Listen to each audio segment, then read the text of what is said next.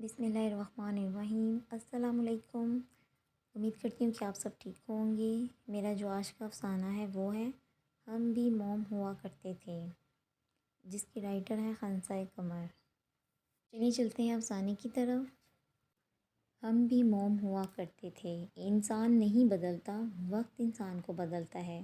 کچھ چوٹیں روح پر لگتی ہیں تو زبان بند ہو جاتی ہے اور دل سخت ہو جاتا ہے اور دل سخت گیر۔ جب سب نے مجھے چھوڑ دیا تو میں نے اللہ کو تھام لیا، اور جب اللہ نے مجھے تھام لیا تب میں نے سب کو چھوڑ دیا۔ پھر جب گردش وقت کے ساتھ لوگ میری چاک کرنے لگے، میرے وجود کی قدر کرنے لگے، مجھے اہم گرداننے لگے، تو اندھیر پاتال سے نکل کر سب روشن ہونے لگا، اور روشنی کو تھامنے کی چاہ ہر خاص اور عام کو ہونے لگی۔ مگر میں کیوں ان کو روشنی بخشتی جنہوں نے اندھیروں کے سوا مجھے کچھ دیا ہی نہیں، جنہوں نے میرے گرد روشنی تنگ کر دی، یہاں تک کہ اس کا بدلہ، اس کا حالہ بھی مجھ سے چھین لیا گیا۔ لوگوں کو اتنی سی بات سمجھ کیوں نہیں آتی کہ جب زندگی کے افق پہ گنگور گھٹائیں چلنے لگتی ہیں اور زندگی اندھیر کر دی جاتی ہے تو دل سفید ہو جایا کرتے ہیں، اور اس میں سے بے رحمی پھوٹ پھوٹ کر انہیں لوگوں کو ہراساں کرنے لگتی ہے۔ ہائے کہ کبھی ہم بھی موم ہوا کرتے تھے۔ یہ ان دنوں کی بات ہے جب میں شدید غریب، مسکین اور قابل ترس ہوا کرتی تھی۔ میں یہ نہیں کہوں گی کہ میں سنڈریلا تھی جس پر بہت سے ظلم ڈھائے جا رہے تھے، قطعاً نہیں، کیونکہ سب سے زیادہ ظلم میں خود پر کر رہی تھی۔ میں ضرورت سے زیادہ اچھی اور نرم دل تھی، اور ضرورت سے زیادہ کچھ بھی اچھا نہیں لگتا۔ بالکل اسی طرح جس طرح کھانے میں اگر نمک، مرچ اور چینی ضرورت سے زیادہ ہو جائے تو نقصان دہ بن جایا کرتی ہے، اسی طرح میں بھی اپنے لیے نقصان وہ بن گئی تھی۔ میرے گھر میں 2 بڑی بہنیں اور ایک بڑا بھائی تھا۔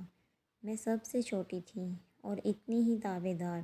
مجھے لگتا تھا کہ اگر آپ کو زندگی میں سب کو خوش رکھنا ہے تو سب کی ہر بات ماننا ہوگی۔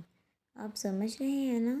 آپ سمجھ رہے ہیں نا ہر بات، جبکہ ہر بات تو کسی کو بھی ماننے کے قابل نہیں ہوتی، حتیٰ کہ اپنی بھی نہیں۔ میری بڑی بہنیں مجھ سے پانی مانگتی، میں لا کر دے دیا کرتی۔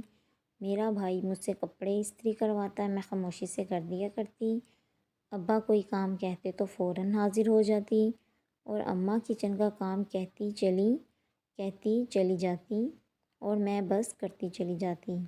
آخر میں ان کی داد کچھ یوں موصول ہوتی: شاباش کرن، سب سے فرما بردار بیٹی ہے، اور میں یوں جھوم اٹھتی جیسے دنیا جہاں کی دولت مجھے مل گئی ہے، اس لیے اپنی بہنوں کی کام چوری کا مجھے کبھی احساس ہی نہیں ہوا۔ وقت یوں ہی گزر گیا، میں فرما برداری کے تمغے سمیٹتی رہی، اور میری بہنیں ہنسی خوشی پیادیس سدھار گئیں۔ انہیں پڑھنے کا کوئی خاص شوق نہیں تھا، اور نہ ہی ہمارے خاندان اور گاؤں میں اعلیٰ تعلیم کا رواج تھا۔ ابا ایک کالج میں معمولی سے باڈی گارڈ تھے۔ اس مہنگائی کے دور میں ہرگز گزر بسر بس پورا ہی ہو رہا تھا۔ چھوٹے ہونے کی وجہ سے میری کسی سے بنتی بھی نہیں تھی، اور سکول کی دوستیاں بھی بس سکول تک ہی قائم تھیں۔ میں اپنے گھر کی وہ واحد لڑکی تھی جس نے کالج میں داخلہ لیا تو خاندان بھر بول اٹھا: لڑکی ذات ہو کر سکول جاؤ گی؟ لڑکیاں جلدی اپنے گھر کی ہی اچھی لگتی ہیں۔ اس طرح کے جملے مجھ پر کسے جانے لگے۔ میں کون سا گھر سے بھاگ رہی تھی، صرف پڑھنا ہی تو چاہ رہی تھی، مگر ہمارے گاؤں میں اسے گالی بنا دیا گیا۔ جو لڑکیاں زیادہ پڑھ لکھ جاتی ہیں وہ باغی ہو جاتی ہیں، پھر اپنے ماں باپ کے ہاتھ بھی نہیں آتیں۔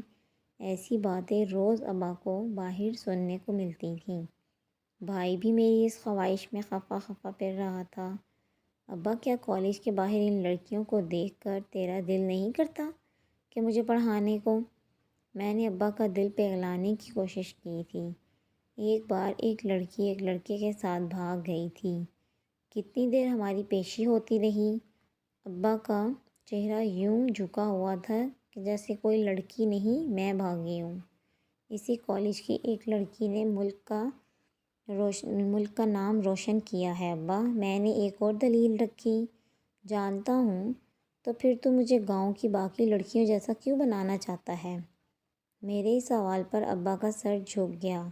میں اس جہالت کو محض دلائل سے نہیں مٹا سکتی تھی، اس کے لیے عمل درکار تھا۔ ابا کتنے مہینوں تک خاموش رہے تھے۔ وہ کم ہمت واقع ہوئے تھے۔ کچھ الگ کرنے کے لیے بہت ہمت چاہیے ہوتی ہے، وہ میری فیملی کے پاس نہیں تھی۔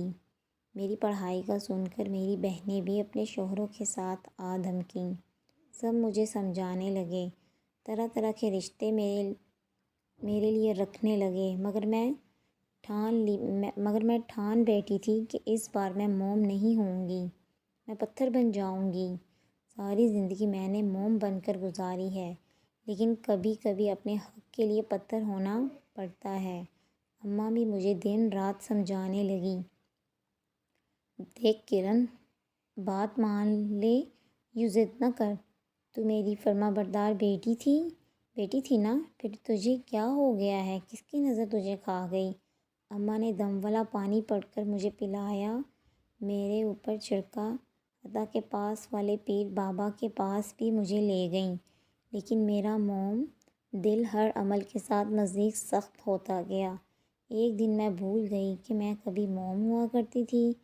جب سب مجھے سمجھا کر عاجز آ گئے تو ایک دن بڑی خاموشی سے میں نے اپنا فیصلہ سب کے سامنے رکھا۔ میں شہر پڑھنے جا رہی ہوں اور آپ سب سے یہ وعدہ کرتی ہوں کہ آپ سب کی عصمتوں کی حفاظت کروں گی۔ مجھے یہ کہنا پڑا، انہیں یقین دلانے کے لیے مجھے ایسا کہنا تھا۔ سب جان چکے تھے کہ میں کسی کی بات نہیں مانوں گی، اس لیے ابا مجھے خود کالج چھوڑ آئے تھے۔ اس طرح میں اس گاؤں کی پہلی لڑکی تھی جو ڈولی میں بیٹھ کر رخصت نہیں ہوئی، بلکہ تعلیم کے لیے ہاسٹل رخصت ہوئی تھی۔ مجھے سختی سے کہا گیا تھا کہ گاؤں واپس مت آنا، ہم ہی ملنے آ جایا کریں گے۔ سن کر تکلیف ضرور ہوئی، لیکن میں باخبر تھی کہ وہ گاؤں والوں کی باتوں سے خائف ہیں۔ میں نے گاؤں چھوڑ دیا، وہ لوگ چھوڑ دیے، وہاں کی سوچ چھوڑ دی، اپنے والدین اور بھائی بہن چھوڑ دیے، غرض فرما برداری کا تمغہ چھوڑ کر میں شہر آ گئی۔ یہاں کوئی نہیں تھا سوائے اللہ کے۔ مجھے بچپن سے سکھایا گیا تھا کہ آخری آسرا صرف اور صرف رب ہے، اور میں نے اول اور آخر صرف اسی کو پایا۔ اس آسرے نے مجھے کئی بری صحبتوں، برے رویوں اور بری نظروں سے محفوظ رکھا۔ یوں یک دن میں کامیاب پروفیسر بن کر نکلی۔ کیمسٹری مضمون کے ہمراہ میں نے زندگی کی کیمسٹری بھی خوب سیکھ لی تھی۔ ایک دن یوں ہی دل چاہا واپس گاؤں لوٹنے کو، تو وہاں سب کچھ ایسا ہی تھا جیسے میں چھوڑ کر گئی تھی۔ ایسے ہی سرسوں پھیلی ہریالی، ایسا ہی گرم موسم، کچی گلیاں اور رنگ سا ماحول۔ اگر کچھ بدلا تو وہ ان کا رویہ تھا، ان کے الفاظ تھے جو مجھے دیکھ کر صدقے واری جا رہے تھے۔ ماشاء اللہ، کرن بیٹی آئی ہے۔ کرن بیٹی ہو نا؟ تعلیم مکمل ہو گئی؟ بیٹا، گاؤں میں بجلی کا بہت مسئلہ ہے، درخواست تو لکھ دو۔ کتنے فخر کی بات ہے، تم گاؤں کی پہلی لڑکی ہو جس نے تعلیم مکمل کی۔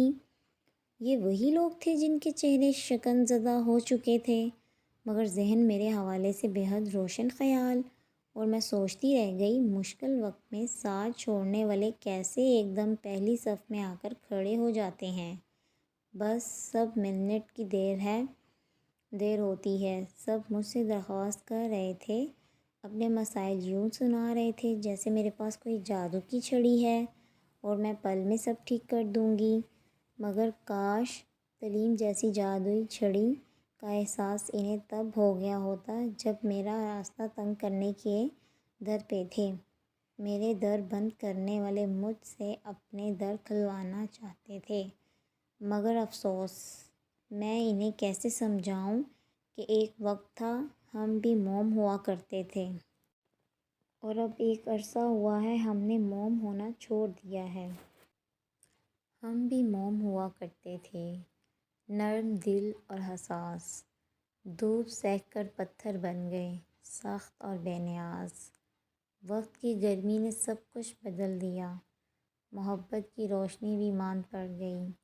اب دل میں نہ نرمی رہی نہ کوئی خواب، دل نے ہمیں پتھر ہونے پر مجبور کر دیا۔